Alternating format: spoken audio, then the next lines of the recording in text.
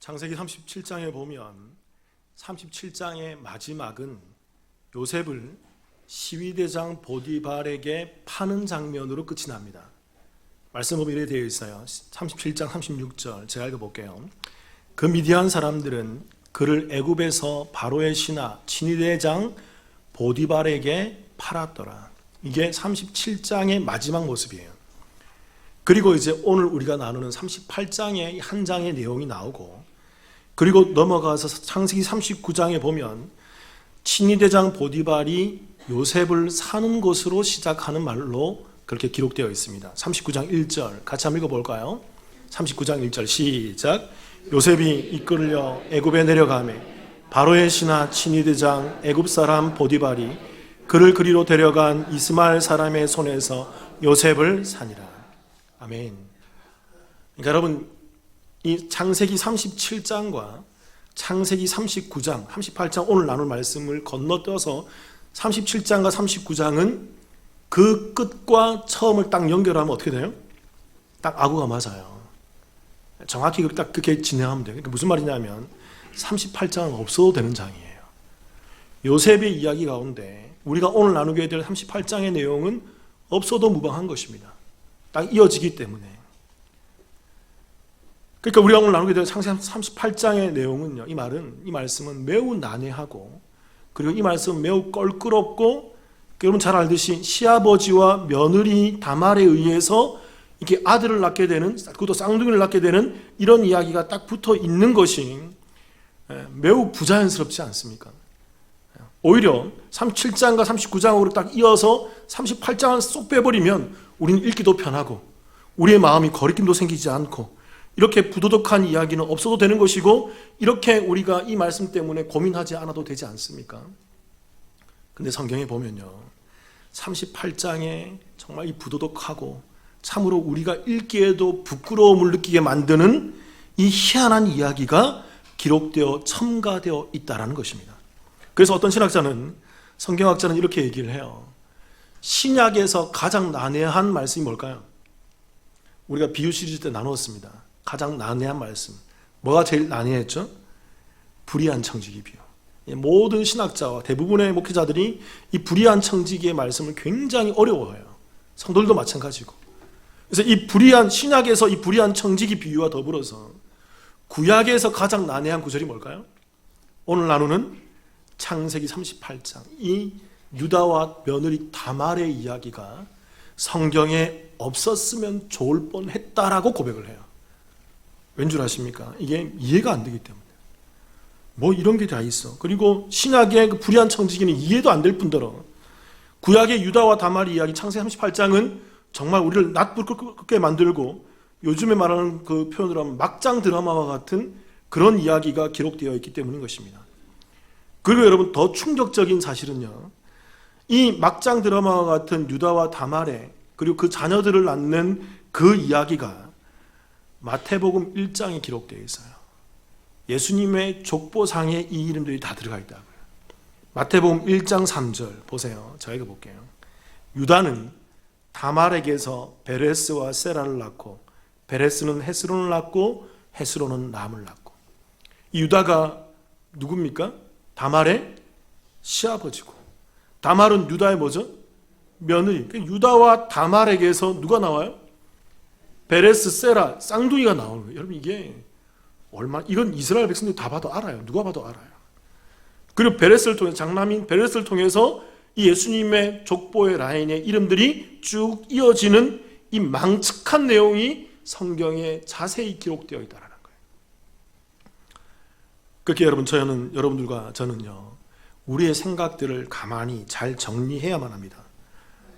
자, 자주 얘기하지만 성경은요, 일반적인 세상의 기준과 도덕적 관념과 윤리적 신념으로 읽혀지는 책이 아니에요. 그러니까 내 생각과 내 기준과 내 판단과 사회적 통념에서 요구되는 사회적 통념의 근거에서 기록되고 그렇게 읽는 책이 아니라는 거예요. 자꾸 그렇게 읽으니까 이 땅을 살아가는 우리 시대의 윤리와 도덕적 관점으로, 우리 시대의 그러한 사회적 기준으로 성경을 읽어보니까 자꾸 성경이 이해가 안 되고, 자꾸 성경이 오해가 되고, 자꾸 성경에 있는 말씀들이 부끄러워지고 참으로 이 치대와 맞지 않다라고 이렇게 타부시하며 치부해 버리는 것입니다. 그래서 부끄러운 내용과 이해 안 되는 내용이 나오면 차라리 성경에 기록되지 않았으면 더 좋을 뻔했다라고 생각하는 게 저와 여러분의 성정이지 않습니까? 거듭 얘기하지만 여러분, 성경은 그렇게 세속적이고 기복적이고 세상의 윤리와 도덕과 사회적 기준 가운데에서 그런 시각으로 읽어서는 절대 안 된다는 거예요. 내려놓으셔야 돼요. 자꾸 내려놓으셔야 돼요. 제가 자주 얘기하지만 성경에 난해 구절들이 많이 있습니다. 어려운 구절들이 많이 있는데 대부분 다 이것은 다 치부해버리고 이것은 알 수 없는 구절이야. 이것은 뭐 별로 뜻이 없는 거야. 이것은 알려고 하면 더 힘들어지는 거야. 아니에요, 여러분. 하나님이 우리 가운데 말씀을 왜 주셨을까요? 알 수 없는 말씀을 왜 주셨어요? 알 수 없으면 안 주면 되죠.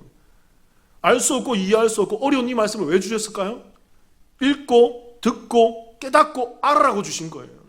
저는 말씀을 보니까 성경에 있는 난해 구절들이 좀 더 이해되지고 그 복음 가운데에서 파헤쳐지고 그 진리를 드러내니까 난해 구절을 알면 알수록 진리가 더 크게 부각돼요.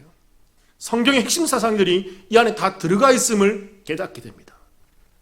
그래서 여러분, 성경을요, 세상의 시각이 아니라 성경이 말하는 시각으로 읽고 보고 듣고 이해해야만 돼요. 그래야만 성경이 뭘 말하는지, 하나님이 뭘 얘기하시는지, 내가 왜 이 예배에 나와서 이 예배를 드리고 있는지, 내가 그리고 앞으로 어떻게 살아야 되는지 그 길이 열려요. 마치 홍해에 그 길이 열리듯이 깜깜한 이 세상 가운데 성경의 길이 열린다고요. 그렇다면 여러분, 요셉의 이야기에 첨가되어 있는 유다와 다말의 이야기를 우리는 어떻게 이해해야 할까요? 어떤 식으로 이해해야 될까요? 첫 번째는 언약적 관점으로 이해해야 합니다. 언약의 관점이죠. 그러니까 언약이라는 것이 뭔지를 알고 있어야 돼요, 여러분. 성경의 언약이 뭔지.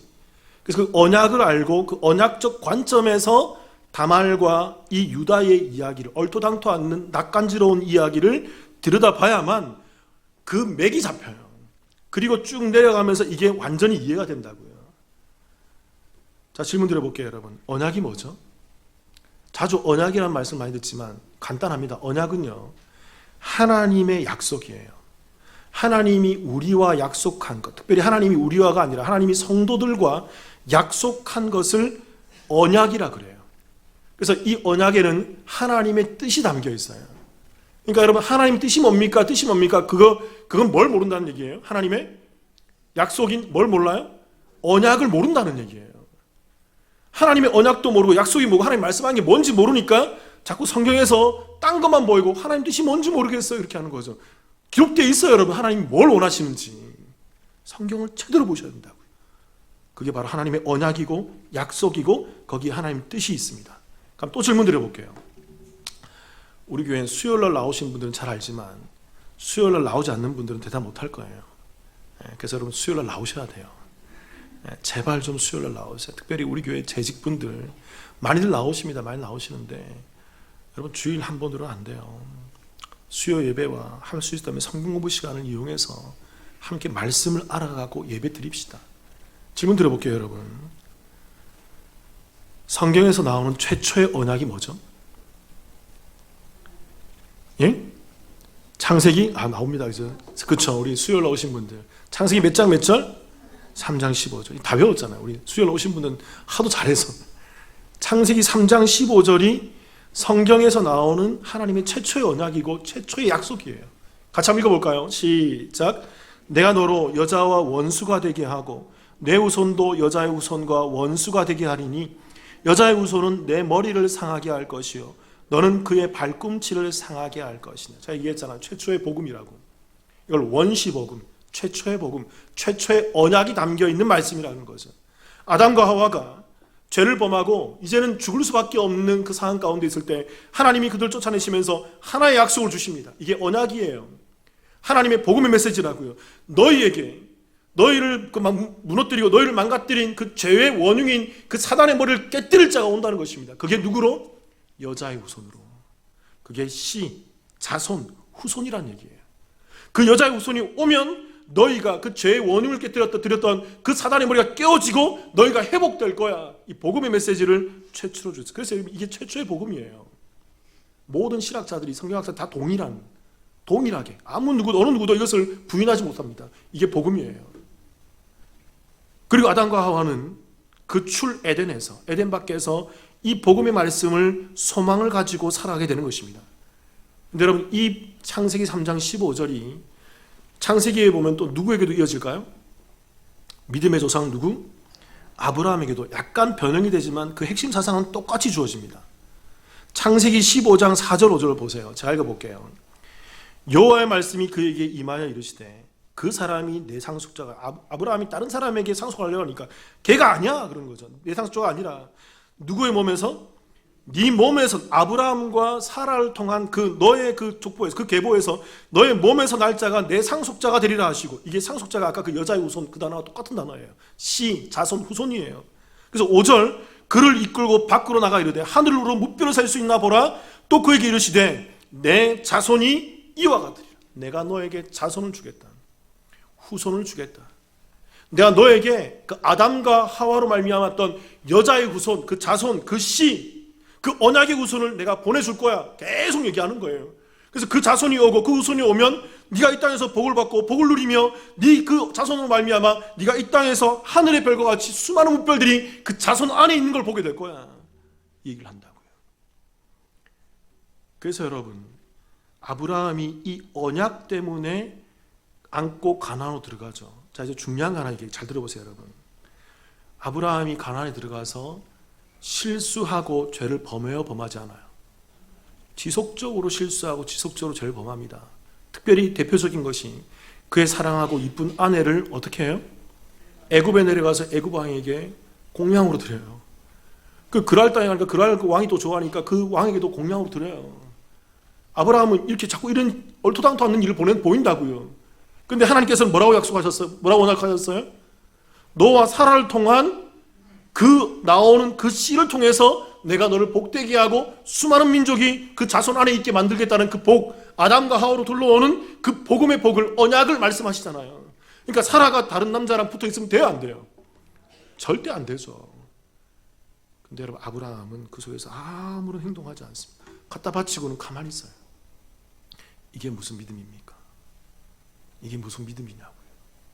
근데 이 상황에서 제일 급하신 분은 누굽니까? 하나님이세요. 하나님이 사라를 건져오는 것입니다. 질문 드려볼게요, 여러분. 하나님께서 왜 사라를 건져오죠? 아브라함이 잘해서? 아브라함이 열심히 성실히 잘했기 때문에? 아브라함이 착한 일 많이 했기 때문에? 아브라함이 좋은 일 많이? 아니요. 아브라함은 여전히 미련하고 바보 같고 정말 미련한 그 모습을 보인다고. 그런데 하나님이 아브라함의 그 실수 가운데 있는 그 사라를 2번에 걸쳐서 넘어질 때마다 건져내시는 것입니다. 하나님께서 왜 아브라함의 이 실수 가운데에서 사라를 건져내실까요? 뭐 때문에? 언약 때문에. 이게 성경에 맥을 짚고 흘러가는 사상이에요.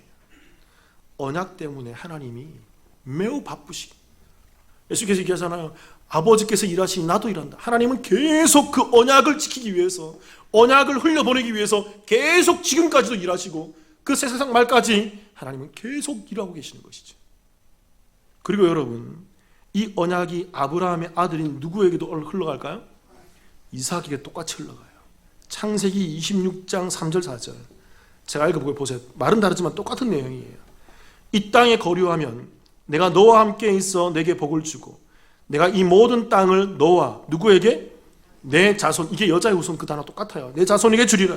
내가 내 아버지 아브라함에게 맹세한 것을 이루어 4절 내 자손을 하늘의 별과 같이 번성하게 하며 이 모든 땅을 내 자손에게 주리니 내 자손으로 말미암아 천하 만민이 복을 받으리. 이게 아브라함에게 줬던 약속 똑같잖아요, 여러분.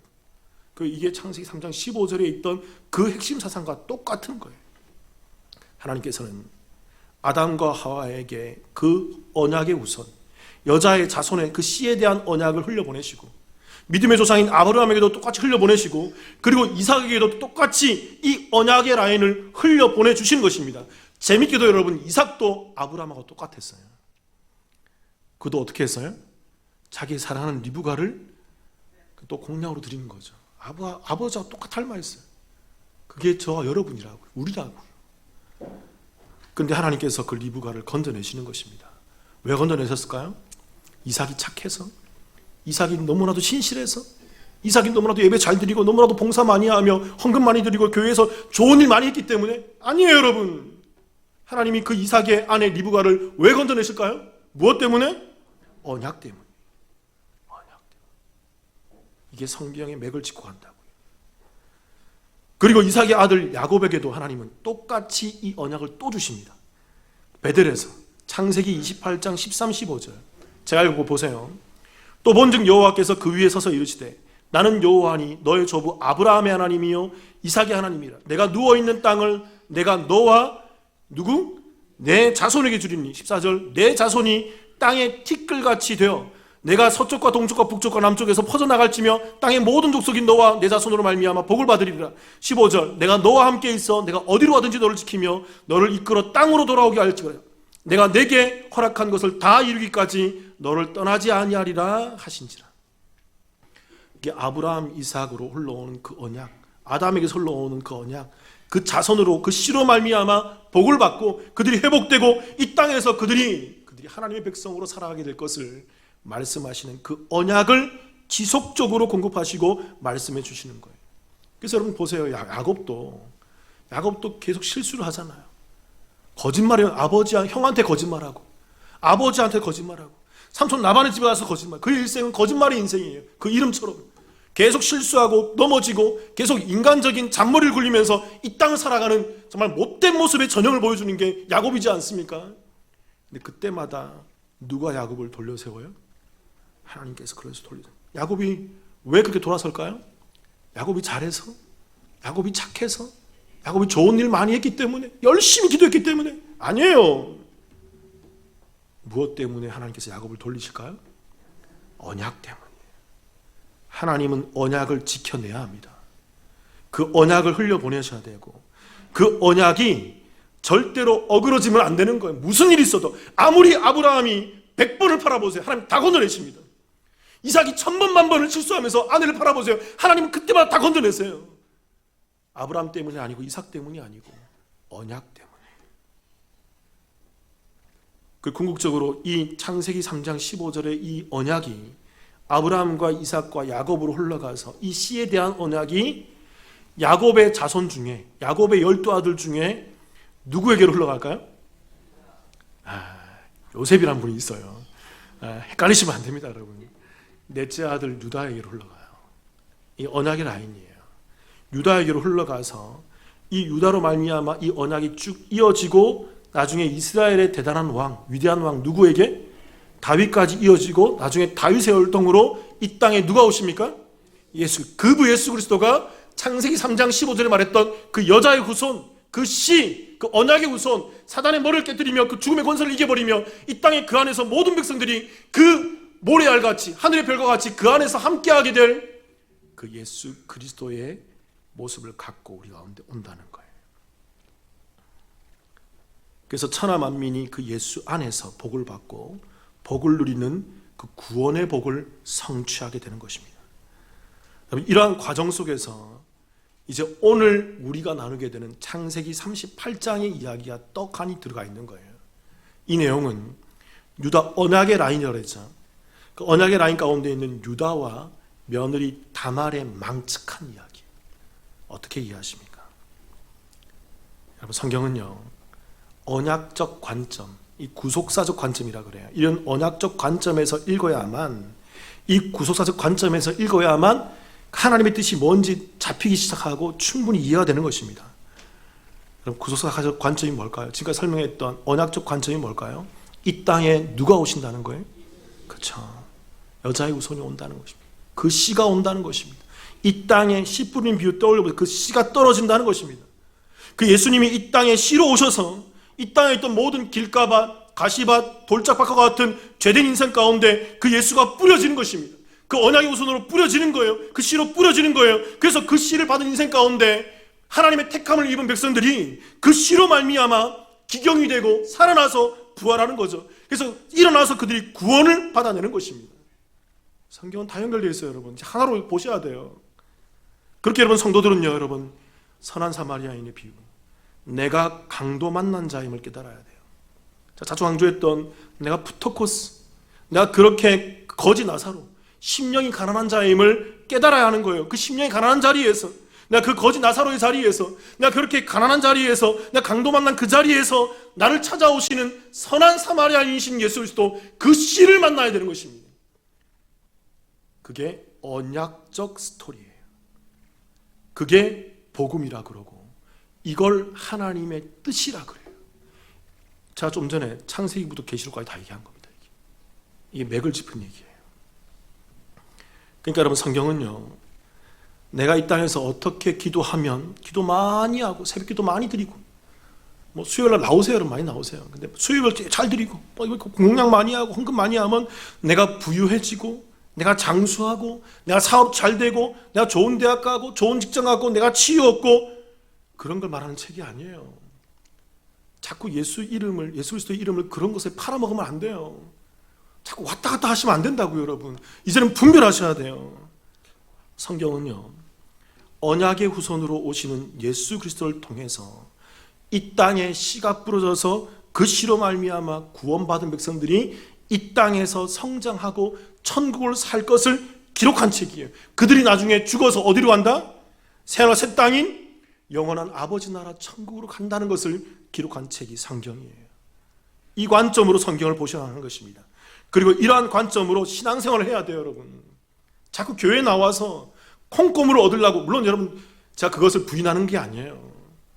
여러 가지 어떠한 복이나 세상적인 그런 것들이 우리 가운데 주어질 때도 있어요, 여러분. 근데 제가 신앙생활 해보니까 대체적으로 그런 일들이 주어지지 않더라고요, 여러분. 일반적으로 주어지지 않더라고요. 제가 강조하지만, 제가 그런 세상적으로 좋아지는 것이 복이고 좋은 게 복이라면 저는 여러분보다 잘 살아야 됩니다. 우리 집안은 진짜 삼성이나 현대일가보다 더 잘 살아야 돼요. 얼마나 많은 예배를 드렸는데요. 얼마나 많은 기도와, 지금 제가 얘기했잖아요. 제가 외가적으로는 침례교 5대 쪽이고 친가 쪽 침례교 4대 쪽이고, 이런 집안이 없어요. 침례교에 흔치 않아요. 그럼 저는 얼마나 많은 복을 받아야 된단 말입니까? 그런 복 제게 주어지지 않더라고요, 여러분. 그런 거 아닙니다. 잘 알아야 돼요, 여러분. 이런 언약적 관점에서 성경을 봐야만 오늘 시아버지 유다와 며느리 다말을 통해서 얼토당토 않는 낯간지러운 쌍둥이가 태어나는 이 막장 이야기가 어떤 의미인지를 깨닫게 된다는 거예요. 관점을 잡으세요. 유다와 다말의 이야기를 어떻게 이해해야 할까요? 두 번째는 선과 악을 이해해야 돼요. 선이 뭐고 악이 무엇인지를 알아야만 이제 이 유다와 다말의 이야기가 딱 뒤집어져서 우리 가운데 선명히 보여질 거예요. 여러분, 아직은 지금 어떤 내용인지 감을 못 잡는 분이 있고 감을 어렴풋이 잡는 분도 있을 거예요. 이 두 번째 얘기를 해드릴게요, 여러분. 여기까지 가야 이제 이 이야기를 이해할 수 있어요. 성경이 말하는 악은 뭘까요, 여러분? 창세기 38장 6절을 한번 봅시다. 제가 한번 읽어볼게요. 창세기 38장 6절 제가 읽어볼게요. 유다가 장자 엘을 위하여 아내를 데려오니 그의 이름은 다말이더라. 그러니까 여기서 우리가 알고 있어야 되는 사실은 뭐냐면요, 유다가, 좀 전에 설명했잖아요. 유다가 아담, 아브라함, 이삭, 야곱으로 흘러오는 그 언약의 계승자였다는 사실을 기억하셔야 돼요. 그래서 이 유다는 자기에게 언약이 왔고 언약을 그 자녀들에게도 흘려보내고 그 자녀들도 언약을 계속 어떻게 해야 돼요? 계속 이어가고 흘러가야 되는 것입니다. 그럼 이런 질문 드리잖아요. 아까도 여러분 헷갈렸던 것처럼, 요셉은 뭡니까, 여러분? 목사님, 요셉은 뭐예요? 그래. 두 주 동안 설명드렸잖아요, 여러분. 요셉은 이러한 아브라함, 이삭, 야곱, 유다 이렇게 쭉 베레스 이렇게 흘러가는 언약 라인 가운데에서 하나님이 예표적으로 보여주는 인물이에요. 요셉이라는 인물을 딱 떼서 그의 꿈을 꾸게 하시고 그의 삶을 보여주셔서 앞으로 너희 언약의 라인들이 이와 같은 그 분을 모형적으로 보여주는 것이 누구의 삶이었어요? 모셉의 삶이라고요. 앞으로 너희들이 그 언약 가운데에서 궁극적으로 성취하게 될 그 언약의 후손이 올 건데, 그것을 사진으로, 그것을 그림으로, 그것을 삶으로 나타내는 이가 바로 누구다?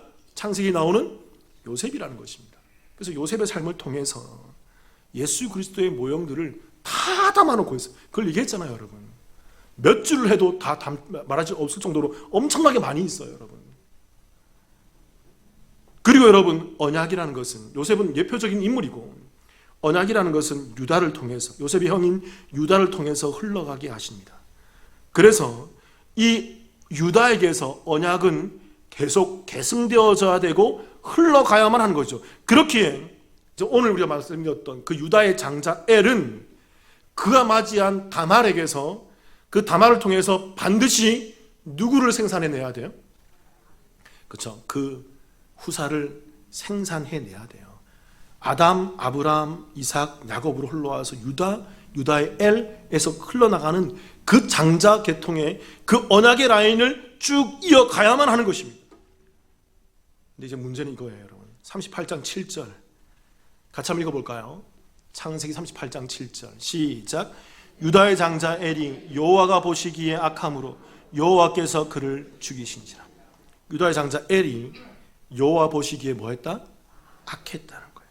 근데 여러분, 무슨 악인지는 성경 기록하지 않고 있습니다. 말씀에는 어떤 악인지 기록하지 않고 있어요. 근데 그가 저지른 악이 무엇인지에 대해서 나오진 않지만, 그러나 우리가 이 뒤를 보면 그가 어떤 악을 저질렀는지를 유추해 볼 수 있어요. 그러니까 성경은 이 언약적 관점으로 기록하고 있고, 아브라함, 이삭, 야곱으로 또 유다를 통해서 언약이 흘러가야 하는 것인데, 이것을 여러분 선이라 그래요. 이것을 복음이라 그러고, 언약의 라인 가운데 흘러나오는 예수 그리스도가 선한 것이고, 그 언약에 흘러가는 예수 그리스도가 복음이고, 그것이 착한 것이고, 그것이 좋은 것입니다. 그런데 이것을 반하고 막아서는 것이 뭡니까? 그게 악이에요. 그게 성경이 말하는 악이라고요. 그래서 여러분, 제가 지난번에 얘기했지만 창세기 2장에 선악을 알게 하는 나무 할 때 악, 그 악이라는 단어가 헬라어로 뭐라? 이게 라란, 이 나쁜, 악한, 좋지 않은 그런 말이에요. 사악한 그런 말이에요. 근데 이 라라는 단어가 제가 설명드렸잖아요. 창세기에 보면 창세기 2장에 딱 그 선악을 알게 하는 나무에 악이 나오고, 노아 시대에 관영했던 악을 얘기할 때 이 라라는 단어가 딱 붙어 있습니다. 그리고 그 소돔과 고모라의 악을 할 때 소돔의 악에 대해서 얘기할 때 이 라라는 단어가 딱 들어가 있어요. 이게 딱딱 이렇게 점프도 하면서 나온다고요. 그리고 누구에게도 붙어 있다고? 이 악함이 요셉의 누구? 형들의 악함, 형들의 잘못할 때 그게 라였다고요. 그래서 형들이 그 악한 모습을 갖고 있더라고 성경이 기억하고 있는 거죠. 그래서 여러분 잘 보세요. 중요한 거 얘기해 드릴게요. 예수님을 예표하는 이 요셉이 악한 형들을 나중에 창세기 50장에서 맞아들여서 요셉이 어떻게 해줍니까? 형들을 용서해줘. 이게 누구의 모습이에요? 그 악함을 선함으로 덮어버리는 것이 누구의 모습이에요? 정확히 예수 그리스도의 모습이에요. 요셉을 통해서 그걸 보여준다고요, 여러분. 그 악이 뭐고 그 선이 뭔지를 우리 가운데 보여주고 있다는 것입니다. 예수로 말미암아 이 땅이 회복되고, 예수로 말미암아 이 땅의 죄인들이 덮음을 받고 은혜를 누리게 되는 그것이 구원이고 하나님의 언약이라는 것을 요셉을 통해서 보여주고 있는 거예요. 그래서 여하튼 여러분, 유다의 장자 엘이 악함을 보였다는 것입니다. 뭔지는 얘기하지 않아요. 그런데 우리가 좀 전에 살펴봤죠. 악은 하나님의 언약의 라인을 막아서는 게 악이다. 근데 이 엘은 왜 죽었는지는 기록되어 있지 않아요. 근데 그는 죽습니다. 근데 우리가 유추해 볼 수 있는 것은 아마도 이 엘이 뭐 했을 것이다? 뭐 했을 것 같으세요? 다말에게서 뭘 이어야 돼요? 씨를 잇고 후사를 이어야 되는데 후사를 잇지 않으려는 어떤 모습을 보이지 않았을까라고 유추해 볼 수 있어요. 왜 그러냐면 여러분, 그 다음 절에 그것이 나오기 때문에 그래요. 창세기 38장 8절 10절 제가 읽어볼게요. 이제 둘째 모습인데, 유다가 오난에게 이르되, 첫째는 엘은 죽어버렸고 이제 유다가 둘째에게, 유다가 오난이 둘째입니다. 오난에게 이르되 내 형수에게로 들어가서 남편의 아우된 번분을 행하여 내 형을 위하여 씨가 있게 하라. 9절 오난이 그 씨가 자기 것이 되지 않을 줄 알므로 형수에게 들어갔을 때에 그의 형에게 씨를 주지 아니하려고 땅에 설정하며. 10절 같이 읽겠습니다. 시작. 그 일이 여호와 보시기에 악함으로 여호와께서 그도 죽이시니. 여호와께서 그도 죽이시니. 그 오난이 뭐함으로? 악함으로. 그 첫째 형도 뭐함으로? 악함으로. 이제는 유추가 되는 거예요. 아마도 엘도 오난도 이 다말을 통해서 그 언약의 라인, 그 후사를 잇는 것을 거부했을 것 같아요. 그래서 그 둘째 오난은 정확히 거부했잖아요. 그가 형수에게 들어갔지만 형수에게 나오는 그 아들이 내 아들이 안 될 걸 알고 거부해버리는 것입니다. 이게 무엇이냐면요, 고대 사회에 있었던 계대 결혼, 또는 다른 말로 형사취수제 또는 형수취수제, 또는 다른 말로 수원법이라는 것이 있어요. 다 같은 용어입니다. 이게 뭐냐면요, 고대 사회에서는 형이 죽어버리면, 후사가 없이 죽어버리면 남은 형수는 과부로서 다른 사람과 결혼 못해요. 형수는 누구에게 들어가야 될까요? 동생에게 들어가서 동생이 형수를 맞이해서 후사를 잇게 만들어져요. 이게 형사취수제, 형수취수제, 수원법 계대교련이라는 것입니다. 그래서 고대 시족사회에서 왜 이렇게 할까요? 그때는 가문이 중요했고 자기의 씨가 중요했잖아요. 씨가 힘이었잖아요. 그래서 씨를 이어가기 위해서, 가문을 이어가기 위해서 이런 제도를 보였다는 것입니다. 이게 여러분, 여기 이스라엘만 있었던 것이 아니라 우리나라 고구려 때도 이 제도가 있었어요. 이 풍습이 있었다고요. 또 부여에도 있었고, 또 우리가 가까이 있었던 그 흉노족도 이런 부족, 이런 관습이 있었고, 우리 동아시아 주변에도 이런 관습이 성행했다는 것입니다. 왜 그럴까요, 여러분? 고대 사회에는 씨를 이어가고 가문을 보호하기 위해서 이렇게 해야 되는 것입니다. 그래야만 그 가문이 번창할 수 있는 거예요. 어떤 문제가 있을 수 있는지 모르기 때문에. 그러니까 우리 요즘 시대의 시각으로 이 시대를 바라보면 이해가 안 되는 거예요. 그런데 여러분, 둘째 오난이 형수에게 들어가서 씨를 주기를 거부하였던 것입니다. 그 사람 얘기예요. 그 일이 여호와 보시기에 뭐했다? 악함으로 여호와께서 그도 죽여버리는 거예요. 그러니까 우리는 이제 악함의 정의를 내릴 수 있습니다. 하나님에서 악함은 뭘까요? 단순히 씨를, 형수에게 아이를 주지 않기 위해서 한 게 악함이 아니에요. 이 오난은 지금 뭘 거부하고 있는 거예요? 아브라함, 이삭, 야곱, 아담으로 흘러오는 뭘 거부하고 있어요? 언약을 거부하고 있는 거예요. 그래서 그가 악한 것입니다. 그게 악이고 그게 라라고요. 그러면 여러분, 반대로 선은 뭘까요? 그러면 토부, 뭘 선이라고 그럴까요? 우리가 착한 일 많이 하는 것, 교회 많아서 사는 것, 그런 거 아니죠. 하나님의 언약이 흘러가고 이어가도록 만드는 것, 그게 선이라고요, 여러분. 다음에 이야기했지만 그게 다말이라고요. 무슨 말인지 아시겠습니까? 다음 주에 잘 설명드릴게요, 제가. 그런데 유다의 장자 엘의 악함을 하나님께서 보시고, 하나님께서 그 엘을 죽이시고, 그 오난이 또 악함을 보시고, 하나님의 라인을 가로막는 그 악함을 보시고 그도 죽여버리는 것입니다. 그들이 죽는 거예요. 그리고 여러분, 유다가, 그 아버지 유다가 이러한 가정 속에서 어떤 일을 행합니까? 창세기 38장 11절 제가 읽어볼게요. 보세요. 유다가 그의 며느리 다말에게 이르되 수절하고 내 아버지 집에 있어 내 아들 셀라가 장성하기를 기다리라 하니 셀라도 그 형들 같이 어떻게 염려함이라? 죽을까 염려함이라. 다말이 가서 그의 아버지 집에 있습니다. 삼남 셀라밖에 안 남았어요. 엘도 죽고 오난도 죽고. 그러니까 이제 소문이 났겠죠. 저 여자는 남자 잡아먹는 귀신이야. 저 여자는 가면 다 죽어버려. 그러니까 이 유다도 이제 이 셀라마저 죽어버리면 가게가 끊어져 버리니까. 그런 인간적인 생각에서 다말에게 얘 죽으면 우리 가문이 끊어지니까 두려워서 안 주는 것입니다. 그러면서 유다 다말을 너 친정 가 있어. 나중에 애가 성장하면 너 줄게. 근데 줍니까 안 줍니까? 주지 않으려고 그래요. 왜냐하면 셀라도 그 형들같이 뭐 할까 염려함이라 주면 죽거든요. 그러니까 유다가 그 속에서 다말에게 주지 않는 것입니다. 잘 아셔야 돼요. 유다는 지금 자기가 누군지 모르고 아버지 야곱의 자녀로 이스라엘의 12아들로 그렇게 살아가고 있는 하나님의 언약 백성으로 살고 있지만, 그렇게 하나님의 언약을 받은 백성으로 살고 있지만 자기의 신분이 뭔지 모르고 있는 거예요. 그리고 그 자녀들이 왜 죽었는지도 모르고 있는 거예요. 그저 하나님을 믿는다고 하고 하나님을 알고 있다고 하면서 아버지 이스라엘의 자녀 12아들로 살고 있는 그 이스라엘로 살고 있지만 그는 하나님의 뜻이 뭔지 모르고 하나님 뜻과는 상관없이 이 땅을 살고 있는 거예요. 무엇이 선이고 무엇이 악인지 모르고 있는 것입니다. 그저 아들이 죽지 않기 위해서 그는 다말에게 자기의 아들을 주지 않는 거예요. 이게 뭐냐면 하나님의 언약을 가로막고 있는 거예요. 하나님이 뭘 원하시고 하나님이 뜻하신 바가 무엇인지를 유다는 알지 못하는 거예요. 그래서 이 다음에 다음 주에 나누겠지만 다다음 주죠. 다음 주는 추수감사주의니까 다다음 주에 나누겠지만 이 다음에 어떤 일이 일어납니까?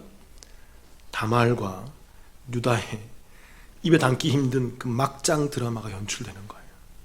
거기에 대해서는 다음 시간에 충분히 설명드리겠습니다. 근데 여러분, 우리가 알아야 하는 사실이 하나 있어요.